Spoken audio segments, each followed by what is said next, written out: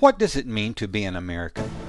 Unlike most nations, the USA is not defined by a shared ethnicity. We come from all over the world.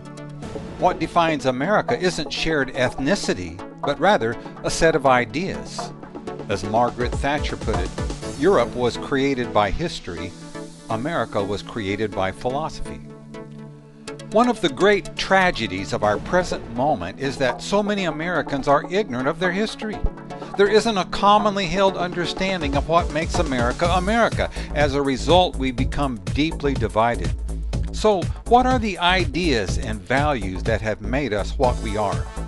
I would suggest that the following could be called the American core. Taken as a whole, I would argue that these are what have made America America. Number one, the acknowledgement of a transcendent moral order. 2, God-given rights to life, liberty, and freedom of conscience. 3, the inherent dignity and value of all people. 4, the rule of law as opposed to the rule of a king, oligarchy, or majority. 5, the importance of a flourishing civil society in forming virtuous, self-governing citizens and helping those in need. 6, the importance of diffusing power rooted in a recognition of the human tendency to amass power towards selfish and corrupt ends. 7, the importance of hard work and personal responsibility. 8, private property rights and the ability of people to realize the fruits of their labor and creativity. 9, the ability to freely exchange goods and services. 10, generosity, a willingness to give sacrificially to help those in need and improve our communities. Not that we have perfectly lived up to these ideals. There is much in America's history to repent over. Many, even of our founding fathers, have failed to live up to them. But that doesn't repudiate the ideals.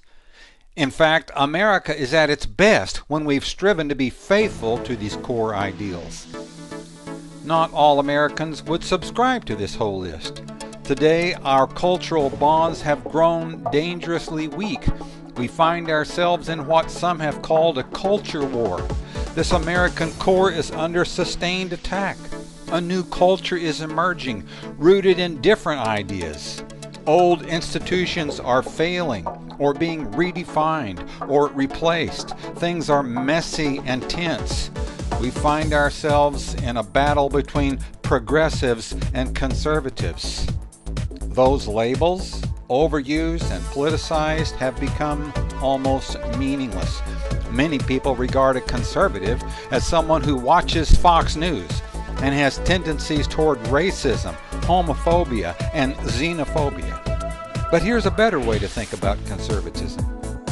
A movement of people who share a profound gratitude for these core ideas and values, for the innumerable people who worked over hundreds of years to develop and articulate them, and who sacrificed to ensure their continued existence.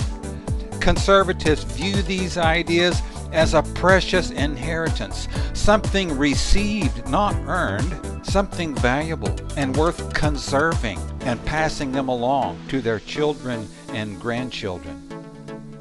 If you do not consider yourself a conservative, please look at the list again. What part of it do you reject? What would you have instead? On the other hand, if you value these ideals and think each one is precious and worthy of preserving, you may be a conservative too.